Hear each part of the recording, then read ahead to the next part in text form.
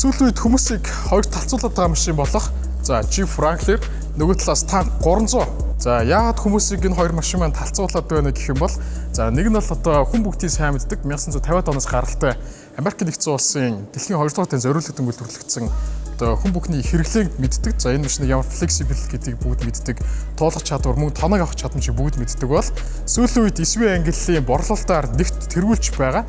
За Tank 300 Jeep Wrangler-тэй адилхан зүйл юу вэ? Өрсөлдөх зүйл юу вэ? Зүйлсийг би та бүхэндээ товчхон тайлбарлаж өгөхөөр ирсэн байна. За би гэлтгүй Jeep Wrangler сонирхогч болон энэ уран машиныг хэрэгэлдэг хүмүүс яг Wrangler-ыг жоохон хатуу гэж ярьдаг. За яагаад гэж юм бол нэгдүгээр энэ машин маань өөрөө урд хойд эхлэх нь хоёулаа чулаагтай болохоор бас яг тийм зөөлөн тухтай мэдрэмжийг өгөхгүй нь ойлгомжтой. За Tank 300 маань хувьд бол уртаа үл хамаарах давхар гартай, хойно чулаагтай. За хоёр машин маань хоёулаа мөн адил рамтай.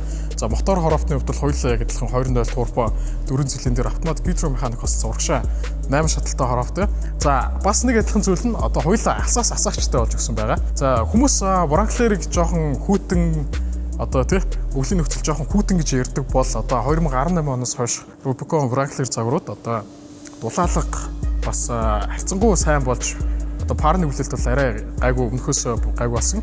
За харин Tank 300-ны маань хувьд бол Орос Казахстаны одоо хэд хэдэн нөхцөл зориулагдсан үйлдвэрлэгддэг Winter Package экспортлогддог загвар болохоор үйлдвэрээс маш дулаахан ирдэг. Та худалдаа авснаар нэмэлт одоо тоног дулаалгын тоног болон битүүмчийг шаардлагагүйгээр энэ машинаа унана гэсэн үг. За тоног авах тал дээр Jeep Wrangler оффроуд ангиллын бүх тоногийг өөртөө авдаг бол за харин Tank 300 бол мөн адил Jeep Wrangler-т байдаг бүх тоногийг өөртөө шингээхээс гадна өдөр тутмын хэрэглээ болон за мөн luxury comfort гэсэн одоо юм зүйлийг хослуулж өгдөгөөр давуу талтай болж өгч байгаа. Уг автомашины маань одоо хүмүүст яг хамгийн их хүрж байгаа зүйл юу вэ гэх юм бол за яагаад ийм бага жилийн түүхтэй машин 1950-аад он 2 дугаар дайны үеийн машинтай харьцуулагдаж байгааг одоо хүмүүс маш их гайхаж байгаа.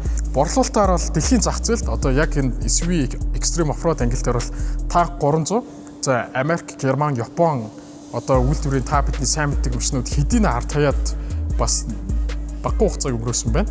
За тэгээд энэхүү Tank 300-ийн маань бол зах зээлийн үнэлгээ нь Монгол Хотын цорын албан ёсны дистрибьютор компани болох GW Mongolia дээр 119 болон 129 сая төгрөгөөр бэлэн худалдаалагддаг бол за Jeep Wrangler маань бас албан ёсны эрхтэйгээр 250 саяас гэж борлуулагдж байна. Хэдүүлээ одоо энэ хоёр машины адилхан мотор хоров, за адилхан хурд авах хүч, за мөн адилхан тоног авах тал дээр яг хэн илүү давмгаалж байна, уулын өксөөр хэн илүү вэ гэдгийг хамтдаа харцгаая.